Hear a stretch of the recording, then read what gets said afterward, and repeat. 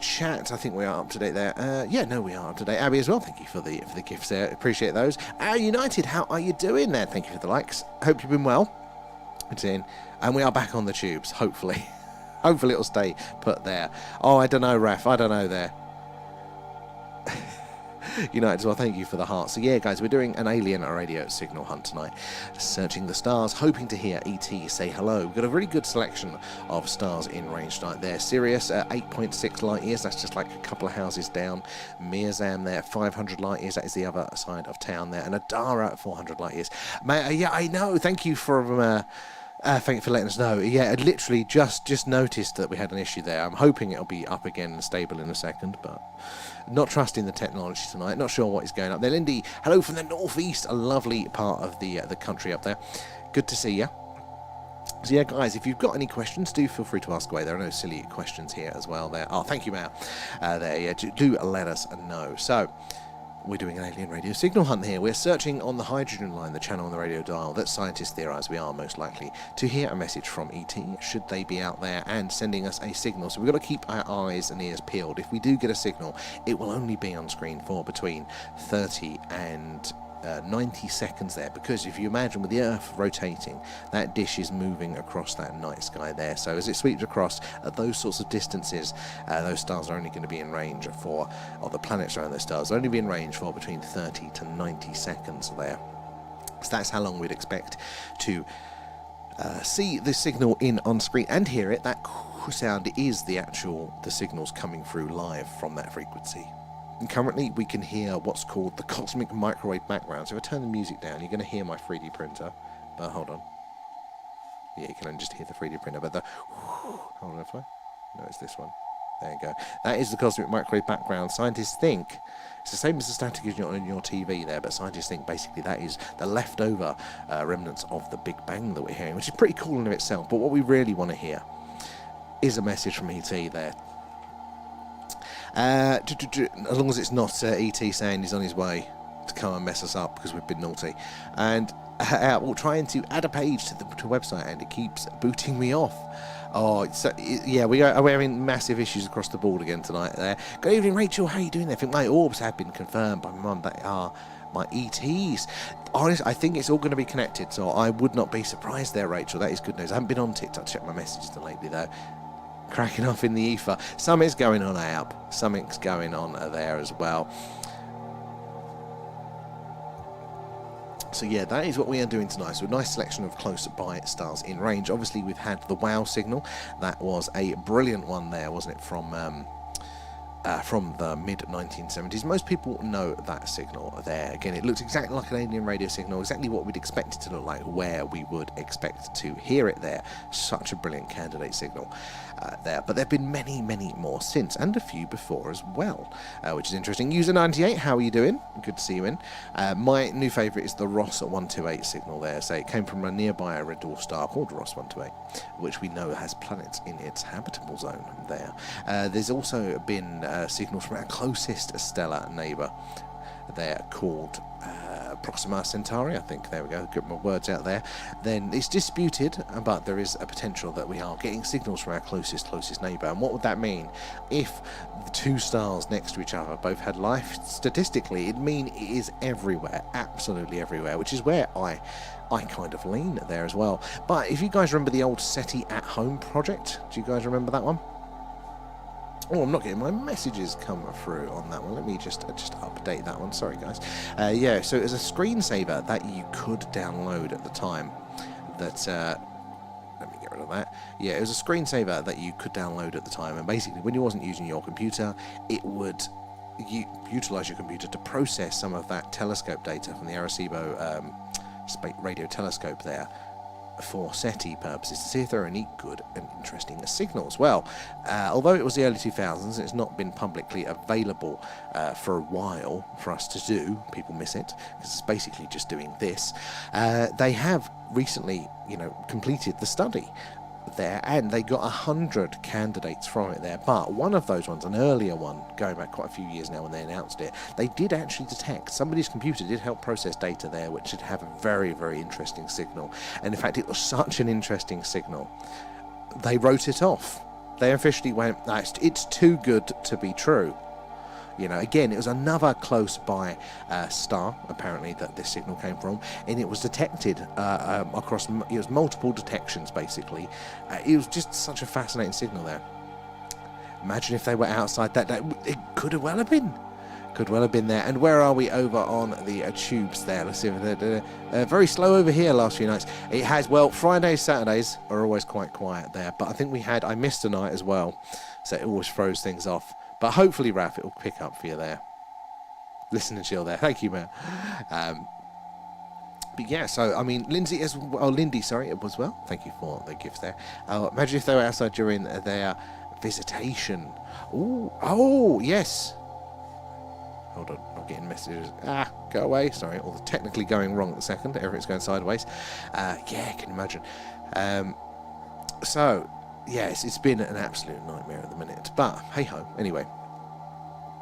Where are we? So, yeah, we're getting a little bit of interest, but it's mostly quiet tonight. But we do have a few candidate stars in range there. Paul's in. How you doing? There. God, technically everything's going wonky tonight. I wonder what's playing up.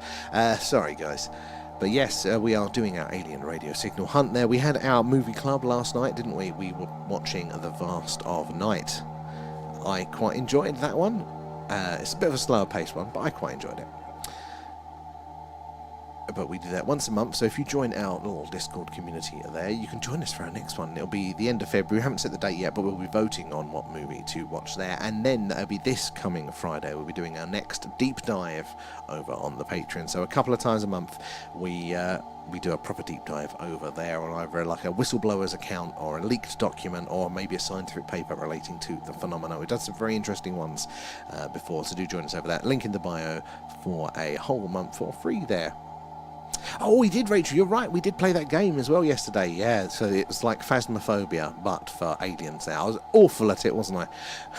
And Ben, I think it was V's favourite film. I think you're right there, Ben. I think that's where V is not with us tonight, so I'm assuming that she loved it so much, she's had it on repeat since, and has forgotten about the stream. Which means I'm hoping V's watching quietly on YouTube to hear that. We deep diving next week? Yeah, we'll be deep diving on the Friday. I still haven't set what that is, so there'll be a post probably coming tomorrow about that one. What we deep diving, I haven't decided yet. I thought I had another good one, but maybe we'll go back to the Condon report for that one. I thought it was. You've got to try these things. Hopefully I'll get a bit better. Paul, thank you for the roses there. Should we swap over quickly to the Starship Island, see where everybody is? Right, so this is the other thing that happens if you join the Patreon, even the free tier, your little... Oh, it's frozen for a second. Hold on. Let's go back. Everybody's frozen. I told you, we're not having the technically tonight. It's all going a bit sideways. There we go. Let's bring ourselves back. So, this is the Starship Island. As you can see, all of our Patreons, including the free tier, you're all listed and you're all on the ship there going about your duties. Alan, our glorious leader, looks like he's in his quarters at the minute there. Nobody's in the probing room. Can you spot yourself? Can you see where you are, what you're at? V's on the bridge there, obviously watching The Vast of Night again there. Kate's in the transporter room, up to no good. Is that Carl in the cargo bay, I see? Maya, where are you on there? I spotted you earlier. Oh, A-Up is in the engine room. That makes sense. Maya, you're in the mess hall. There we go. I do like that. It's like my own little ant farm there, watching everybody running around doing their space chores for it there. So, yeah. Thank you, that's okay. I've got another little task for you. I forgot. Can you bring up the UFO? Yes. Can I have your hole punch? Not at the second, because there's too many wires in front of it. Oh, no. I think it's gonna... yeah, no, we're all going sideways. Damn it, my messy desk there. In the engine room, tinkering. Hopefully improving that. Looking for some probes there, Carl. I know where you could find them. Look upon your person. Always up to no good, Kate. 100% on the Starship there. You're with Raph there. You can't see yourself. Oh, you were in the mess hall there. for that one. But guys, if you're just joining us, we are doing an alien radio signal hunt tonight. We are searching the hydrogen line. That's the channel on the radio dial there. That's so realistic. Thank you. The channel on the radio dial that scientists theorise that if ET is out there, this is where we'd hear the message, where we heard the WOW signal and a number of other interesting candidate alien radio signals since there. There you go. This is the Bob Lazar sports model UFO. Printed that one. I thought it's good to have a little prop on hand so we can talk about that one. How you doing, Nobby, as well there? Trust, I wondered why I was walking funny. You'll have to see Maya on sick bay there as well for that one. Paul, thank you for the rose there. And Jolly as well. How you doing? Thank you for the rose. All the gifts and subs, the patrons do go back into the stream there as well. What's this one? He's been going on about him for ages. Exactly. That's going to be the solution to Carl's problems there. And thank you for the rose there, Noddy. Anyway. Oh, that's the. Is it an assault? Sorry, 3D printers working away on the Starship model next. But yeah, as you can imagine, there's going to be a lot of new props here, satellites and various things to help in our explanation there. Mayor's on sick bay, report for duty. I don't actually know any of the condom companies, so well, that could work. God, I bet it took it took. This one was actually. How long did it take? I did it overnight, basically. So it's about an overnight in 2 parts, just the 2 discs together. I think it's like 23 hours for the Starship model, though, so that one is going to be a while. There we go. Right, anyway, we are up to date. Let me have a quick drink. So yes, guys, you're joining us. So we're doing a live UFO. No, we're not. That's the other stream. We're doing a live extraterrestrial radio signal hunt there. And I had this brainwave. I thought part of our TikTok jowl could be the A word, because it's got a very different meaning in American parlance currently, and with the new owners that might be part of the problem. So extraterrestrials now rather than Allens. Always stay hydrated. Thank you, Rachel, there. I always forget though. You are, Raf. You live full time now, don't you, on the tubes? You and Jolly. How you doing, Lee, as well? Good to see you. We're all right. We're doing all right tonight. We've got all of those wonderful stars in range tonight, so hopefully we're going to get a signal. Tonight is the night. There, thank you for the likes. It is those likes and those shares, so they help us reach more and more like-minded people there, like yourselves, getting more eyes and mind on looking at the phenomena. They're helping us all piece this puzzle together there. Oh, Rachel, me too, but also ours as well. I think I'm just sick of the polarization in the general. Yeah, the A word, yeah. Because they're filtering a lot of posts around that sort of subject at the minute, aren't they? So I was wondering if that's what's doing us in. Oh, well, my screensaver never normally goes off on that one. That's a bit weird there.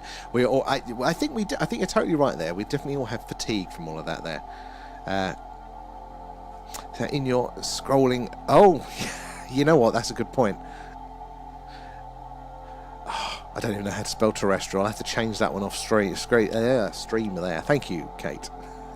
We'll try and see if that one helps us next week. I don't mind trying to avoid one word. It's like all of the dictionary full that they got there. You prefer the bigger screen? Oh, you do prefer the bigger screen. You love to see my face, don't you, in high definition there, Af? Doesn't put you off your Frey Bentos at all, though? Jolly's after you. Oh, I mean, at this day and age, anything. I've given up with it all.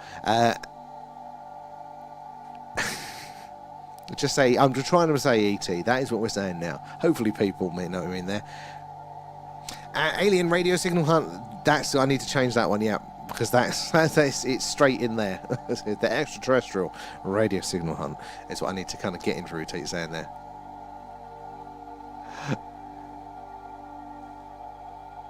You've not had your passport. Oh, that's a good point, Mayor. We'd have better stamp some passports, hadn't we? Ooh. I've now I've got this on my desk. I've got no room for anything. Alan, no. I'm sure I missed some yesterday. Let's have a look there, Mayor. Where is your passport? Right. I'm of the age where I have to make noises to move. Mayor. Oh, you. So. Oh, yes, you can have. I can do your Patreon one and your Discord one. So, you just need to be with us to spot the UFO and a shooting star when we next do a skywatch stream, and joining us for one of the deep dives. Now you're on the Patreon as well, so we're doing one this Friday if you are about. It's a late one, but do join us for that one if you can. We get you stamped off and then we get you posted, and I think it's definitely possible, sadly. And Deputy as well, thank you for the likes there. Appreciate that. Guys, if you're new here, do say hello. Let us know where you're watching from as well. And also, any questions about the UFO phenomena? Have you had any experiences? We'd love to hear about all of that whilst we're waiting for those signals, for the action to happen on a screen as well. Is that a euphemism? Probably.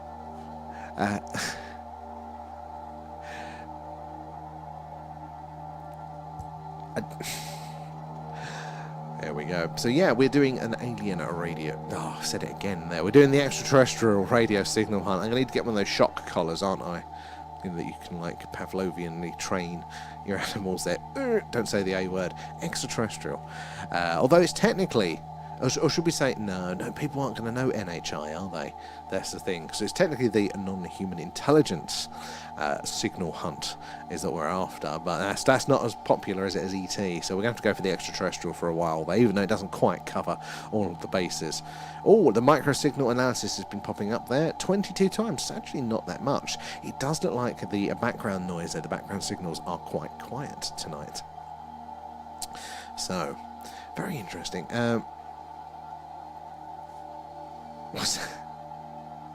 Kate has actually cheered me up for the from the full evening. You're yeah. I like good cheerleaders. Should we get a little? I don't know what do cheerleaders wear now. I don't know. We'll get ones with like Alan's face on. It's like a cheer team. We could talk about going to regionals all the time.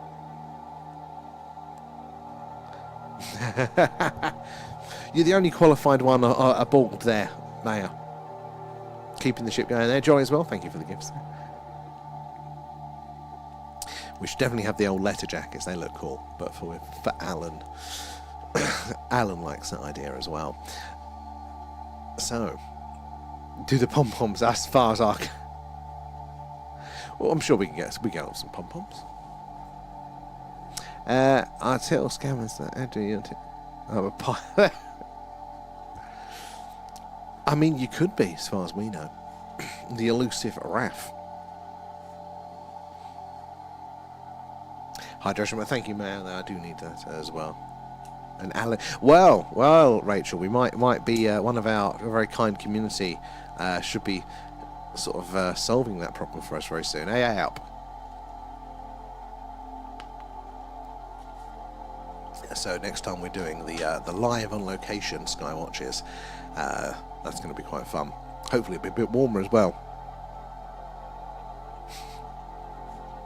So yeah, we're doing the live extraterrestrial radio signal hunt tonight there. So if you've seen the film Contact or the recent Apple TV series Pluribus there, then that's the sort of thing we're doing. We're listening out amongst the stars, hoping to hear an anomalous radio signal there, potentially from an extraterrestrial civilization saying hello, or whatever they may be saying. Been a really good number of interesting ones throughout the years there. But if we go back to the earliest days of radio here on Earth, back when they were still experimenting with it, Marconi and I think Tesla as well were both experiencing very strange signals. Now, it's hard to know exactly what they were experiencing there, but from their notes, they didn't take too many detailed ones, it does look like they could have been detecting their own anomalous signals as well. I have to get the little toy baby carrot. So they got a papoose. I could strap... Drop me UFO. Strap him in like this. There's got to be one in a charity shop somewhere there. And what would be the best piece of equipment to get if you wanted to try and listen for signals? So, well, the difficulty, Noddy, is the sensitivity of it. So, it's quite easy to pick up radio signals that are there. And like with anything, you can always buy extra bits and bobs to improve it and to build upon things. But really, you want to be building as big of an ear as possible there, because if it's kind of like shouting, you need to have a bigger ear, you know, that's going to pick up those smaller waves by the time they get to you, so you can kind of hear more and more quieter ones there. So the issue that we have is, so we're listening on the frequency. That's quite easy to achieve there with the software defined radio and stuff. It's quite easy to actually just tune into this frequency, but what we need is a big enough, sensitive enough dish that's going to, you know, give us a really good chance of hearing those very faint signals, because by the time a signal travels all of this way, it is going to be very faint indeed, most likely there. Lots of power required. So the real key component is going to be the size of your dish, I think there. So we've pushed it to the biggest that we can get here, easily available, so a bit bigger than the span of your arms there, but we are always looking out for a bigger one, because again, the bigger the dish, the more, you know, sensitive it can be there, and the higher the odds of detecting those fainter signals there. Because if you've got a star that's, you know, further away, that's going to have to, the signal strength is going to have to be greater to get that signal from there to here than it would be to a closer one. So as an example, we've got Sirius in range at 8.6 light years, which is quite close by, and then we've got Adara at 430. So the signals from Sirius don't need to be as strong as the ones from Adara there, just because it's got less of a distance to travel there, requires less power, so we can have a smaller dish. We could detect the same signal with a smaller dish there from Sirius. So it's that sort of thing, but it is quite isn't too hard to get involved and that sort of stuff there. It'd be funny when you do your I'm freezing stuff. Yeah, it would be. I mean, it's good. I think it's going to make for a few very interesting situations up there, especially if the locals are like, what the hell is that? Need a full medical there. The size of your dish, yeah. Dish envy, yeah. Sadly, when it comes to radio signal, oh no, my brand new UFO, I dropped it and the little antennae on the top snapped off. I've broken it already. Oh, Alan, I can't be trusted there. Oh, typical.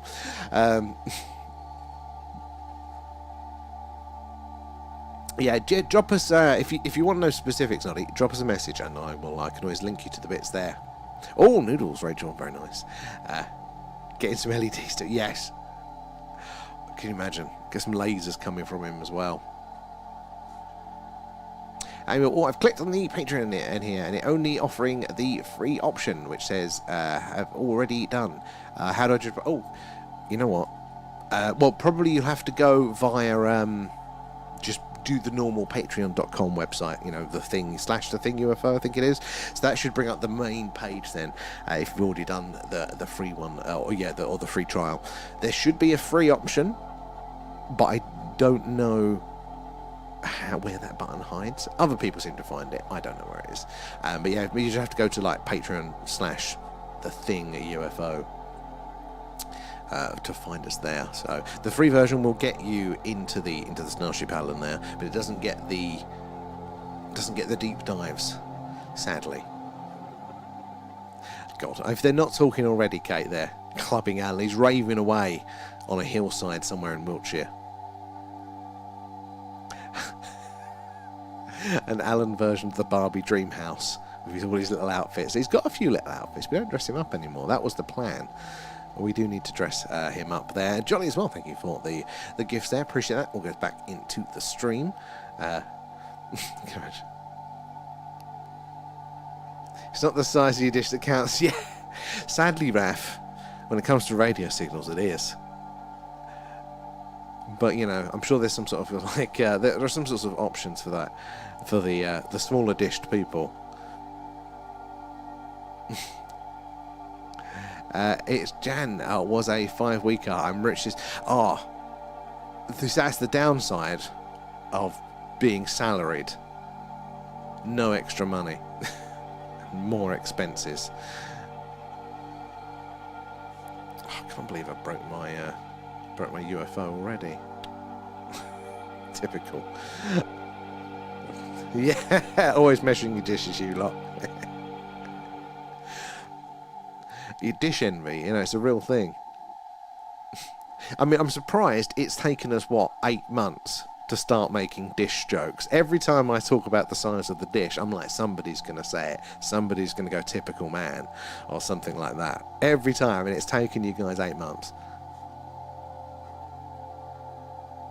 Every signal doesn't hit the star, mate. Not every signal. And I bet it was Raf. Actually, I think it was Raf that started it, yeah. God, can't be trusted now. Did take 8 months, though, so fair enough. So, yeah, it's still pretty quiet up there. The signal strength overall is still pretty average. I have no idea what that interference signal is. Where is Alan? Alan's here, just about. He's not happy with me that I broke his spaceship.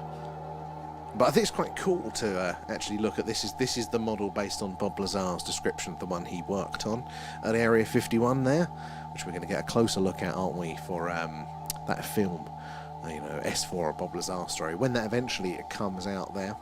So, yeah, you do. That's quite a lot of. I wonder what the scale of it there is. He said it was on 3 levels, didn't he? So he said that the main compartment, like the centre, let's get like that, the centre bit, was where the crew seating area was, and you could stick your head down a hatch to the bottom bit where the sort of the generators, the gravity field generators were, and then there's some sort of navigation stuff he speculated in the top section there.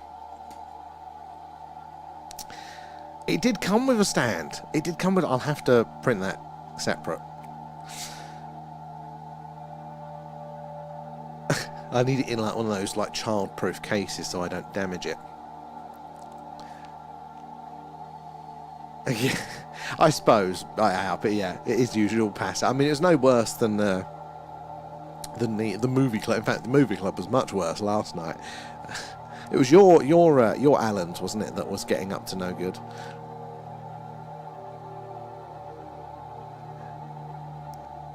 Okay.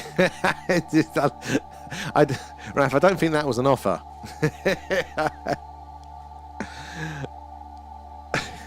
It's not like a test. Oh,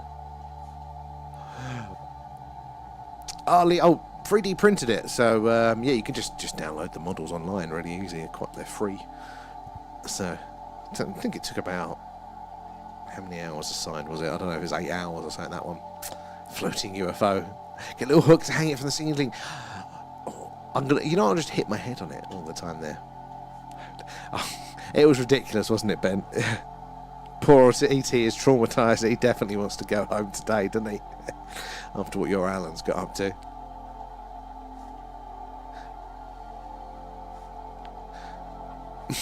No point having a small dish. No point having a massive dish if you're only working on a small area, if you know what I mean. Fair enough. But then it would just be a flying UFO, so it'd be cool either way. It's crashed. Oh yeah, I do need somewhere to live and put these models. Where are we up to? We've got... dropping the spaceships. Oh. How much have we got done? Is this the same part? No, it must go around that way.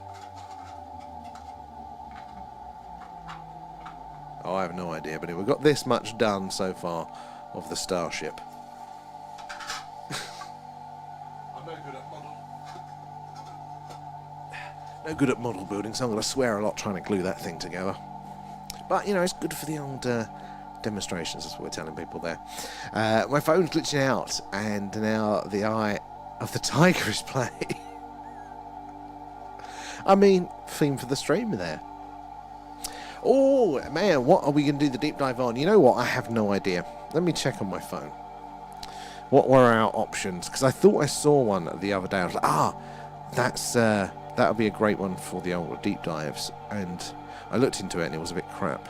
So basically, it's another 4chan whistleblower. One of them was really good. This one was a bit crap there. Come on. Oh no. Suggested, there we go. Right. Subs. So we're working our way through the Condon report, aren't we? We're one part into that one. Maybe the Wilbert Smith memo? That's the Canadian guy that came out and said... It's Canadian Minister, wasn't he? Minister. That sort of stuff there.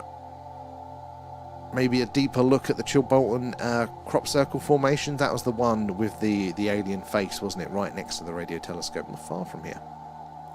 And also the message there. So maybe if there's enough on that one, we can have a look at that. Or well, technically, it should be going back to the Condon report, but we'll see. We'll see how we feel for that one. I'll be setting that one tomorrow, hopefully. Janie, thank you for the heart. How are you doing there? Where? Oh, we need to do a bloody Tesla one. Where do we start with Tesla, though? Where do we start? There's so much interesting about that guy. And what's that about? So the Condon report, the Condon report there, Condon report was a UK one. Sounds very, very rude. But that was like the first report done into the UFO phenomena by the US Air Force. So it was an independent report done by the University of Colorado, I think, into the UAP phenomena back in the early 60s, I think it is. So it's meant to be this independent study to say, is there anything to it? These witnesses' reports of all the UFO activity back in the 60s. So we made a good crack, but it's a very, very long one. I think we're just about to get into the case studies that they were studying. Now, something very interesting about that report, although obviously it's meant to be an independent report, later on, in fact quite recently, even though this is, we don't want to spend any more money on looking into it. Wink, wink. So yeah, it does look to be incredibly biased, but it's quite interesting to hear the thinking of the time and seeing what's changed there. Oh, Carl, that's not a bad shout, actually. Yeah, we could do one about the Warminster thing. I mean, we are on location for that one there. C-O-N-D-O-N, Condon. So it's not an M, it's an N. Printer's making the noises there. So yeah, we're part way through it, but you should be able to you should be able to see the last few of them. So the part one of the Condon report should be up to catch up. But yeah, Warminster thing is a good shout. I'll have to add that one to the list there. In fact, it's an obvious. Oh, I didn't think of it. It's a good one there as well. Go for a stage, but the me too, man. I'll have to do a break and leave you with a Starship Allen and come back. In fact, let's put the Starship Allen up now.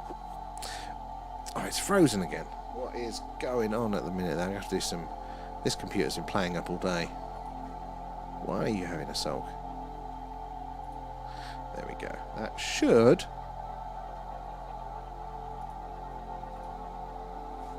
Why is it not working when I'm coming off the thing?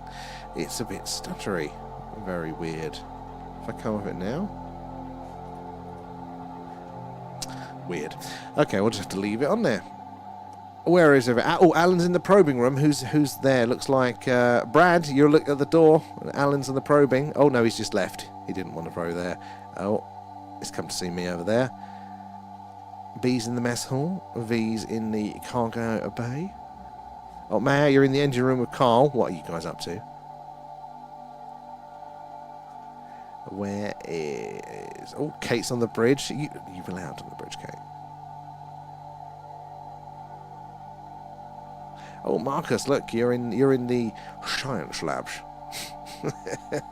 It's where they got the name wrong. Science labs. Our own little personal ant farm, watching you guys around there. Oh, you did catch up. Oh, perfect there. That's quite a long time there.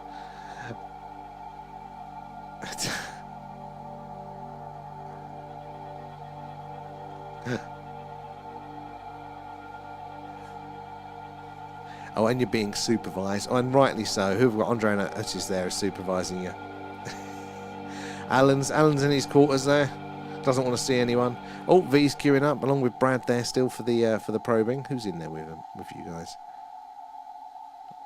Brad and Ben. Ooh, you're all in there waiting for the probing. Anyway, switch ourselves back over to the stream. Via VR in the conference room plotting. Oh dear. What are you guys going to get up to there? Janie coming with the likes there. Is there two? There is 2 engine rooms, yeah. Or the way I think of it is the same engine room, but it's just so big. There's technically 2 shuttle bays, but it got the name wrong, and one looks like it says Chicago Bay. Sharigo Bay. And Science Labs is a Science Labs as well. There's 2 of those, so we'll do a version 2 of the Starship Allen at some point there. Oh man, good point. Where were you? Let's have a look now. I was trying to highlight. I need an easily identifiable image. I can't. Oh, you're in the cargo bay at the minute, so you're not too far from sick bay.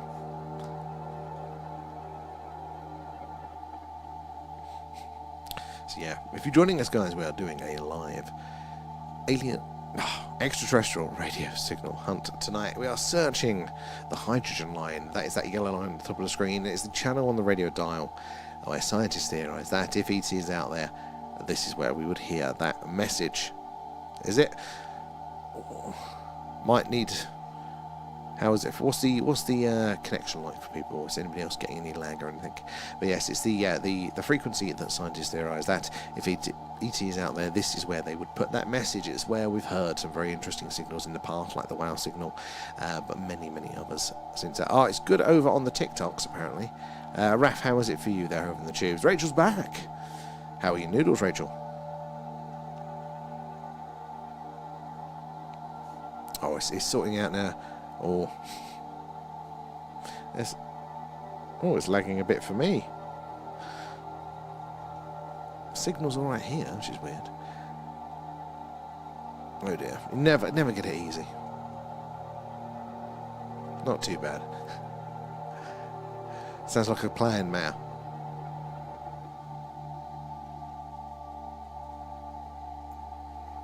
Have them gonna get me jealous. Thank you for the heart. Yeah. Oh, no snacks in the house. Maybe a little mixing it up. Although I wouldn't be surprised if it's just the computer. Windows now forces you to do updates, and it just breaks everything every time, and you can't turn them off without some sort of weird, complicated process. So I booted up, ready to come on the stream. It's like, oh, we're updating now. I don't want you to update. I don't care about viruses. I only use this for streaming. Get off. Bloody Windows. Now, is our luck going to change? Are we going to get a nice signal there? Make a microwave cake. Hey, we'd get the signal then, wouldn't we? Look, it's come through. Let's get Leanne to start microwaving things. See if we can pick them up.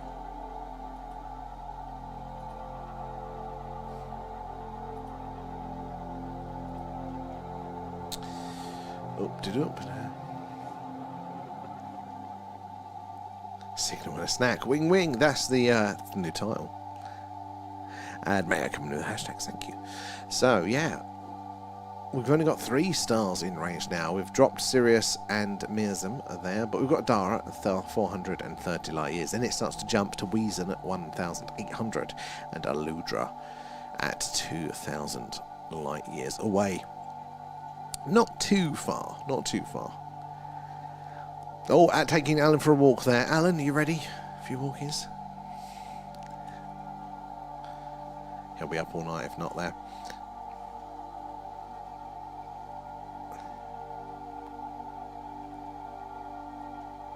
Oh. In and out over there. Loving the stickers though. So yeah, it's I think there's not much going on tonight. It's a little bit on the quiet side. You know what was frustrating? Yesterday after movie club, I popped outside and it was just about clear enough. Could have jumped on for a skywatch, but it was obviously late. Damn it. It wasn't meant to be clear. In fact, should we look forward? See if the weather is planning on... Oh my god, it's still just absolute rain. It's never ending. Wait, what are we? We're Saturday. They're saying it's cloudy, but... Oh, okay. Broken cloud tomorrow night, maybe. That's a potential that we might get a little bit of that sky in range there. Monday's looking atrocious. Tuesday's looking atrocious. Wednesday's looking atrocious. Oh, non-stop rain. What is? I feel like this has been the wettest it's ever been. Welcome aboard UFO Law as well there. And Eskimo, how you doing? Thank you for the likes. I feel sick even just trying to eat. Oh, that virus. Hopefully it'll start easing up for you soon there. Not on the ship because there's no bar. If I can't get a pan-galactic gargle blaster, I'm not in. I think Raph could sort you out when he gets aboard. We'll put in a bar. I'm apprehensive about putting in one of those hollow suites there. I don't know what you guys will get up to with it.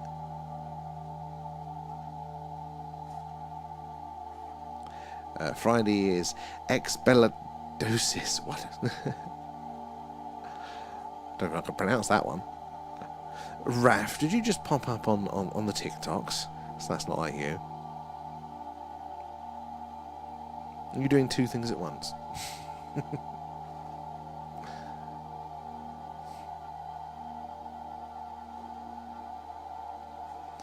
How long until we're going to have those stars in range for quite a bit there. But then as these stars transition out over the next few weeks or so, then we are going to actually have a bit of quiet patch. I don't think we're going to have many close by stars in range. So I hope the weather changes so we can do a skywatch there. Emsky, all good here. How about yourself? How have you been?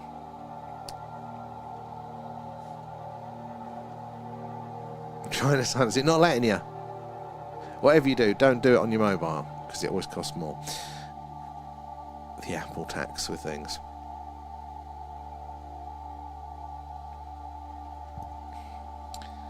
Harko, how are you? Good to see you, matey. Oh, Rachel, how long have you had that now?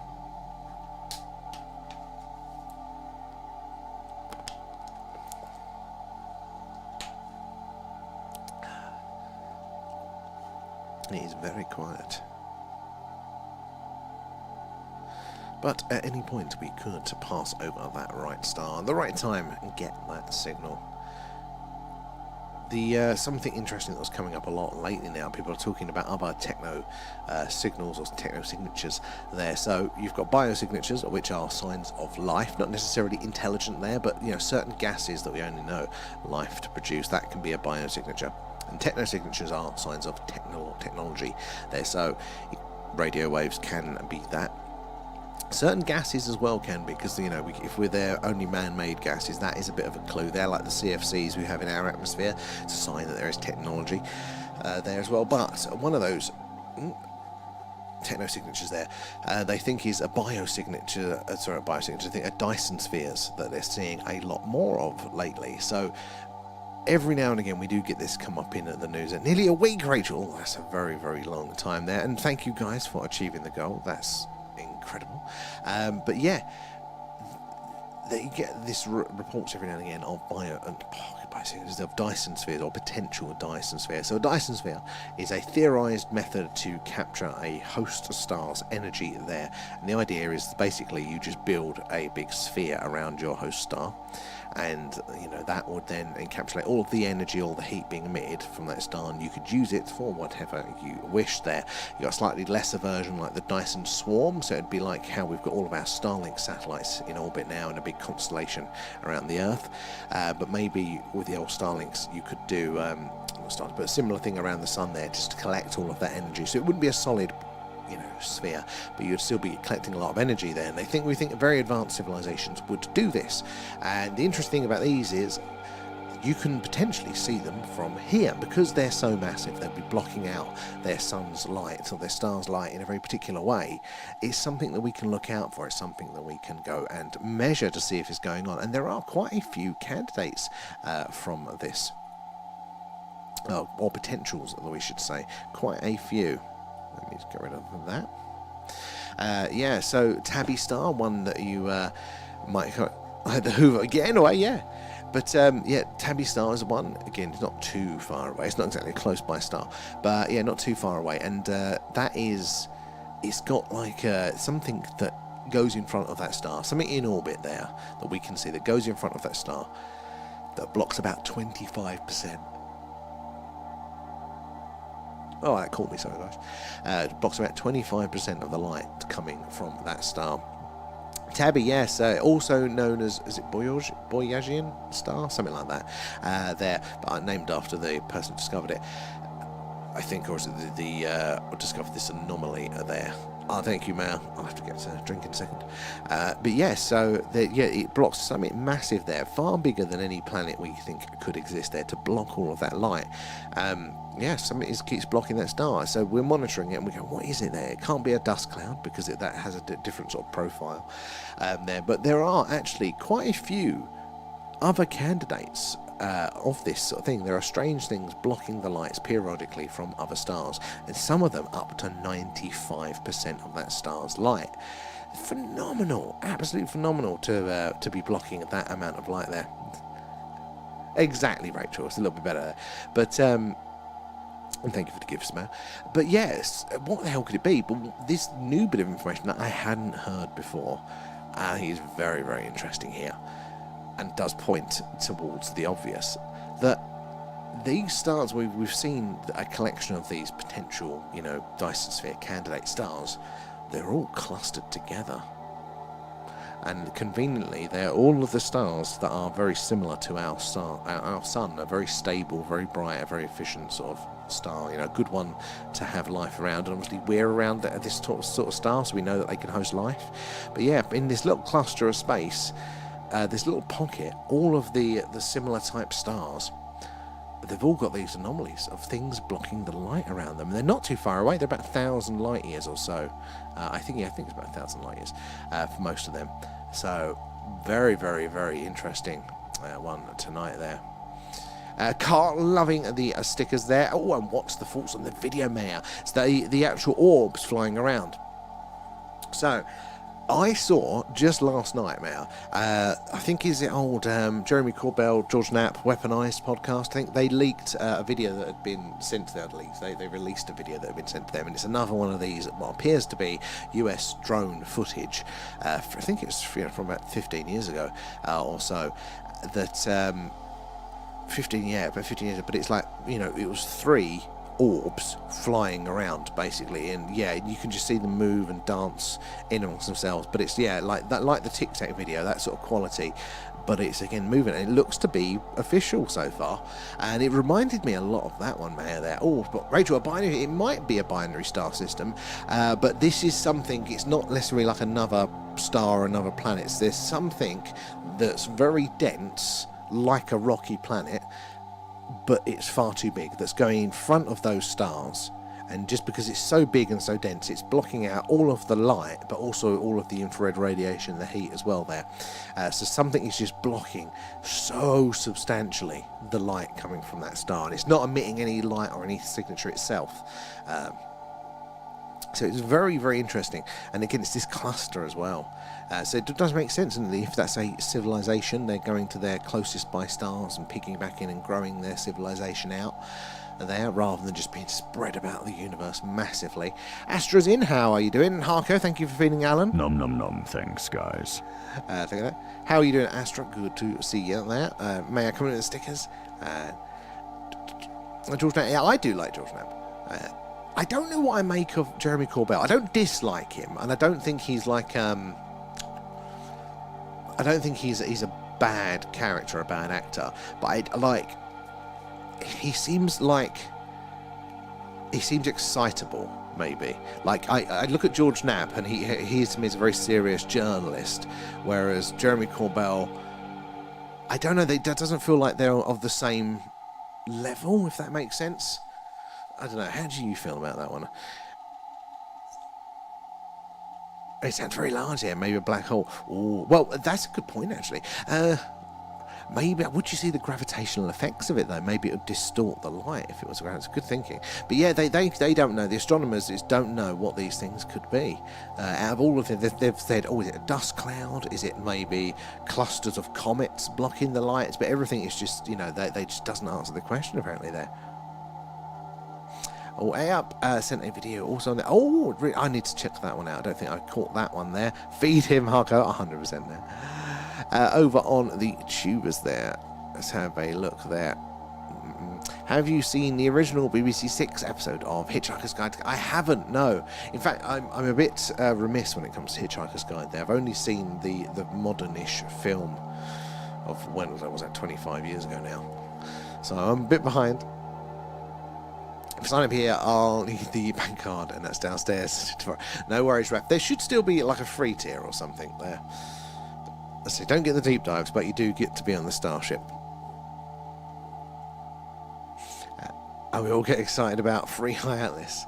Well, we did get very excited.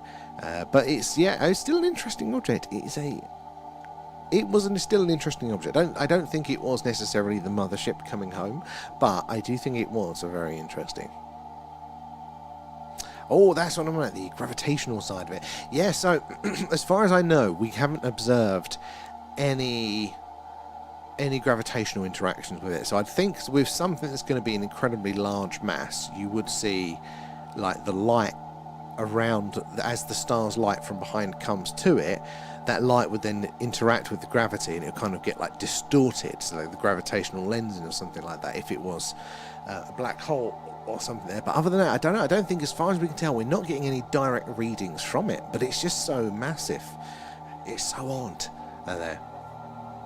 It all affected us there. It was very, very, and I think you're right, we definitely, as it was coming towards us, we were noticing, weren't we, in the background noise of it there.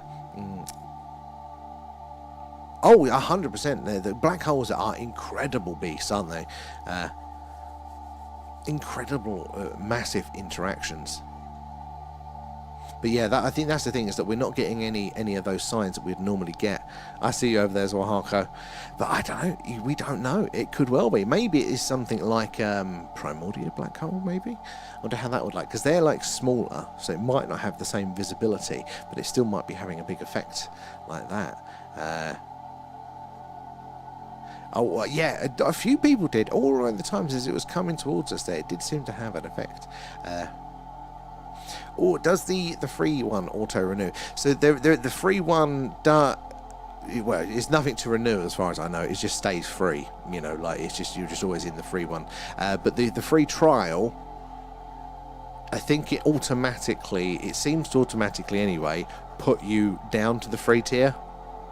Because when I tested it with one of my other accounts, I signed up by the 3 thing, and then I just ended up, my account just ended up in the free one.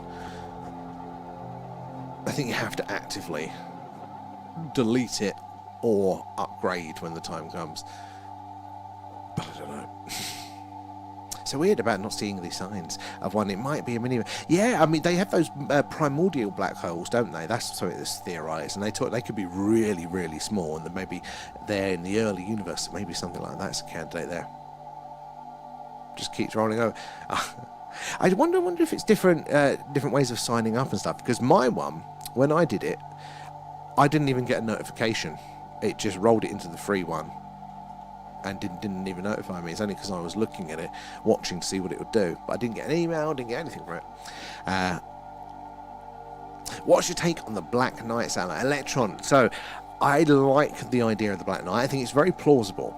Earth has been screaming life, at least biological, not necessarily technological, but biological life for a good couple of billion years. So any species there that's had the same technology that we've got now, for the last 2 billion years, they've been able to see that we have life. So what would we do if we had the ability to send things? Well, we'd put a probe in orbit of a planet that we think is, got like K218b maybe. That's got a biosignature. If we had the ability to put a probe in orbit there, we 100% would, wouldn't we? And old Bracewell theorised the best way to do this would be to, you put your probe up there in orbit and then just have it kind of lay dormant until it detects, technological radio signals, at which point, you know, that life has developed enough to be technologically advanced there, enough to do radio signals. And then what you'd do is you would pick up those signals and then you'd repeat them back, just repeat them back. And it's a way of just saying, hello, I'm here and I'm intelligent and I recognize that you're here. I think the Black Knight could be something like that, put here long ago to monitor us, to see how we get on there by an ancient sort of advanced civilization, or, you know, extraterrestrial beings. That's what I think. But it could be, you know, a remnant of a past ancient civilization from here on Earth.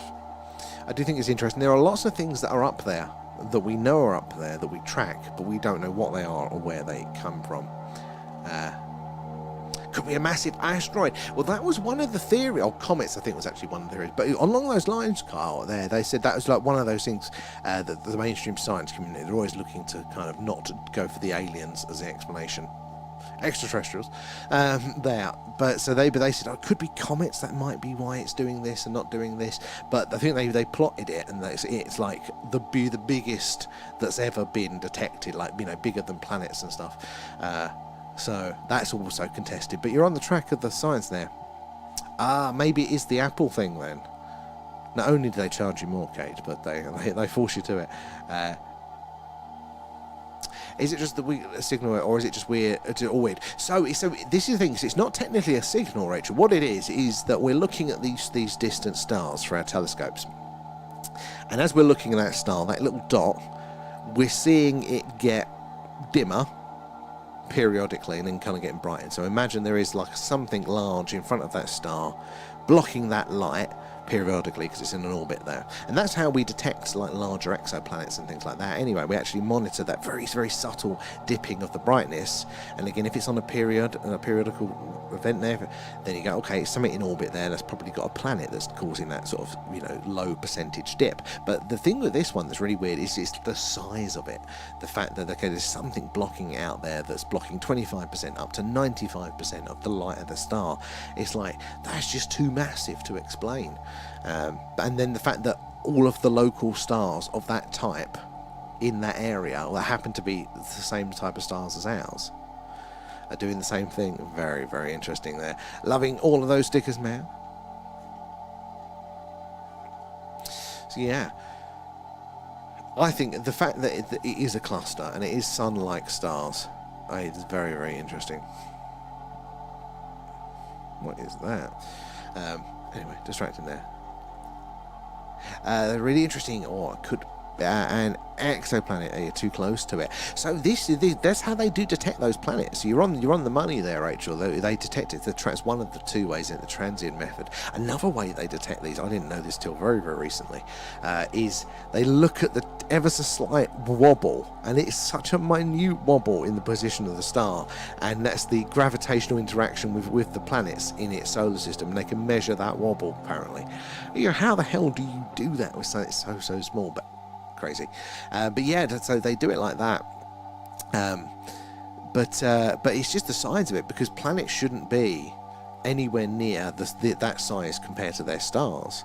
You know, so it's a star the size of our sun, and you know, 95% of the light. It's ridiculous.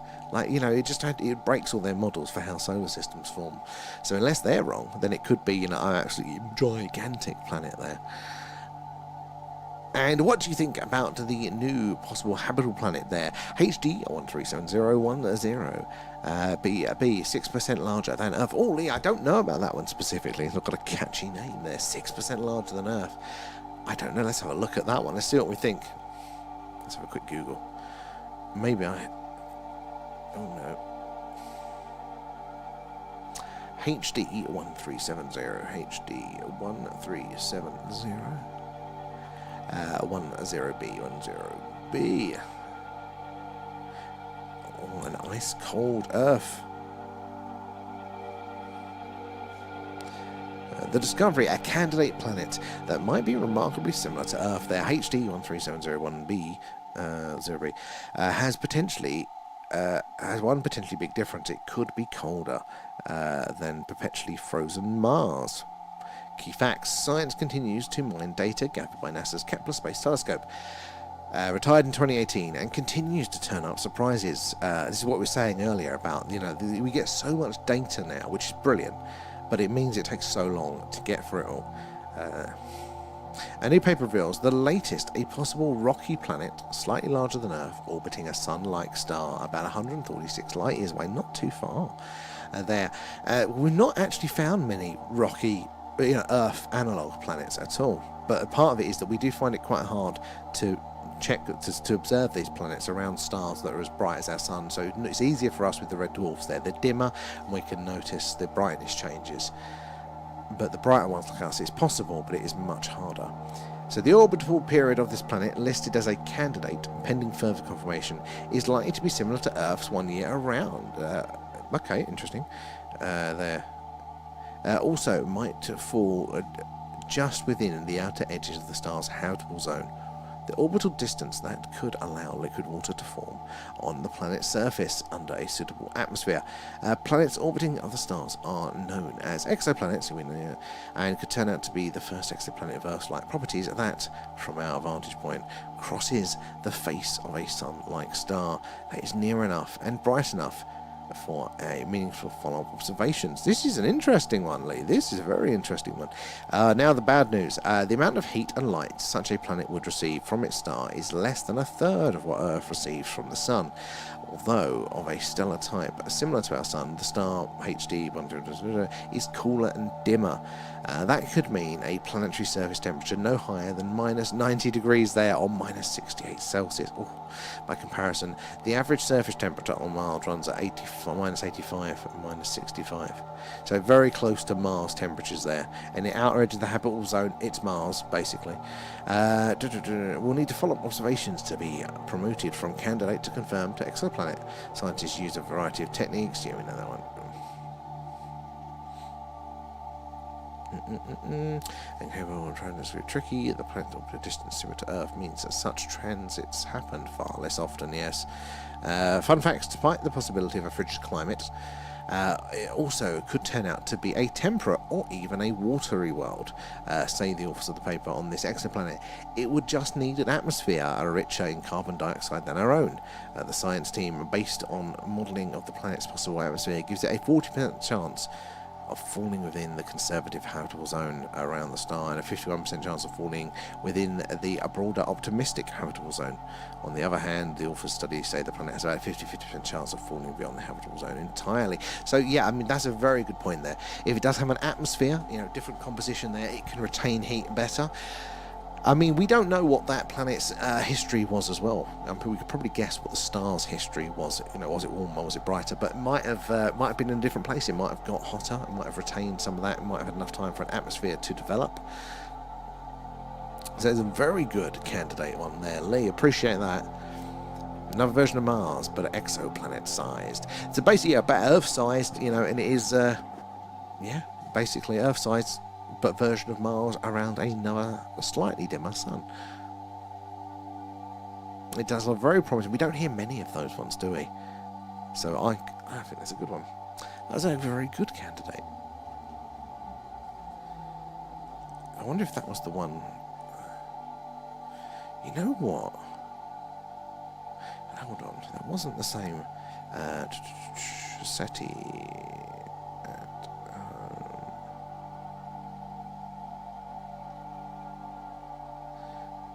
What was the name of that signal there?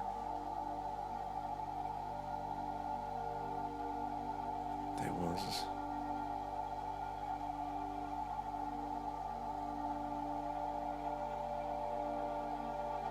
Because there was one from a star. There was a sun-like star like that. About that sort of distance. What was that? SH.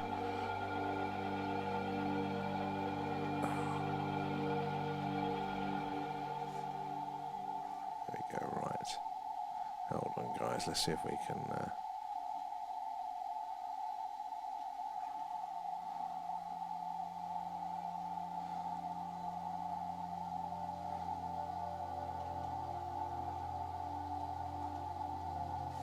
Trying to see if that was where that candidate signal came from. Very interesting. Alan is never behaving, there, Mal. Wonder is every generation has a what a time to be alive moment. I think they must do, mustn't they? Because, you know, when we're still on that trajectory, aren't we? And you think of some of the you know, like the differences that, you know, past generations have seen. So, you know, my grandparents saw the internet and all of this sort of stuff, but then they also saw, you know, I suppose it was just after the 30s, you know. So, like, you know, that's quite, you know, pre-war, you know, flight, you know, all of that sort of stuff. That's just a generational thing. Then, you know, take it back generations before that. They were in the 1800s, horses and carts that probably lived into the electronic era and all that sort of stuff. So I think they must have. Although I think ours is this exponential curve. I always find it a privilege, though, that we managed to ride, or I managed to ride the the pre-internet over the internet line. You know, I still have a lot of memories, you know, of the childhood, mostly pre-internet, but then we just got the internet in the teenage years there, so good memories of what it was like both ways. Earth-sized, wow. But some parent stars do eat their planets. I've heard about this. They do definitely eat them, yeah.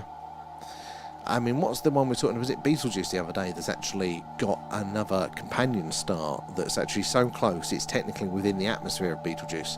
There, it actually causes a wake through the outer atmosphere of the star, like a boat passing through water. It was insane there.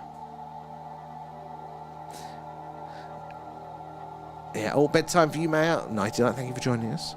I'm sure we'll catch you later on there as well. There, my favourite star, and hopefully if we can get a clear sky, we can have a look at it a bit more on the stream. Very big, bright, and beautiful. But how crazy is that? A star has a star close enough that is actually in its own atmosphere, in the atmosphere of a star. Insane there. Rob, how you doing there? Went to a nightclub on the moon. It was terrible. Had no atmosphere. The moon has some atmosphere, actually, just very, very little. Very good there, Rob. How are you? Excuse me. Coughing away here.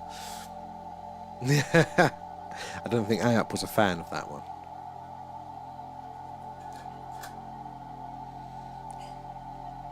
This is a candle, but it's of the old, the wax, your surfboard wax. It's got that sort of scent to it. It reminds me of being young. Going to Cornwall and surfing. Tell you, that's what I'd like to do again. Can you imagine me on a surfboard? Oh, these day and age, hell no. Space is crazy. I think that it's the whole point. I 100%, Rachel. It is every variation. It's like a little bit of a sandbox, isn't it? Everything you can think of, there's probably a version of it up there. Just seeing how badly it can go. Or well. Low gravity clubbing as somebody throws up. Oh. Yeah, I bet.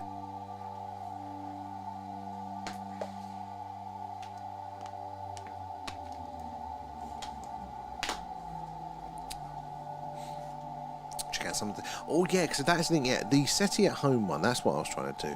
Check the signal area. So the SETI signal was SHGB02 plus 014A. That was one of the really interesting ones from March 2003. Again, it was a hydrogen line. Hydrogen line there had a lot of interesting parts to it. But was that from the same suspected place as what could be HD 137010B?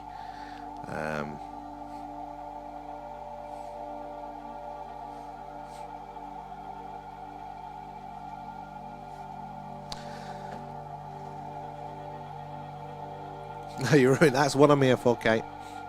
Keep it in line. Don't get too carried away. Oh, it's definitely low gravity clubbing. Put all down by it.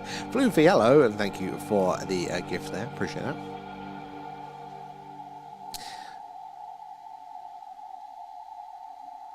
I was like, what the hell's that sound? It's the music stopped and we're left with the signal. What was that? Anyway, we're going to be winding up in the next couple of minutes tonight. But we'll be back on tomorrow. Lee, I got my cost 10. That's a brilliant suggestion, that. I expect another good one tomorrow. Oh, me too. But yeah, guys, we'll be on again tomorrow night, so hopefully we'll see you then. And you never know, we might get a peek of sky, which would be good if we are lucky. Maybe slightly earlier tomorrow. Maybe we'll see how the rest of my chores go. But yeah. Oh, that's that. Okay, I think I know why we don't get direct signals. Every has his delivery contract. Yeah. Don't get me started with every electronic. I actually was warming to them. They've done a 2-year stint of being really like good. I'm like, okay, I'll give you a second chance. Last 2 months, no, they've lost it. Yeah. But thank you, everybody. I do appreciate you hanging out with us, keeping us company. And yeah, we'll see you all tomorrow night there, hopefully, for a little bit of sky. But more than likely, some more alien radio signal hunting. Extraterrestrial radio signal. I've got to change that. I'm going to forget. But night, guys. Thank you, everybody, for your support, hanging out here. Tap in, share in, give yourselves Patreons as well. All goes back into the stream. But yeah, we'll catch you all tomorrow night. Bye-bye, guys.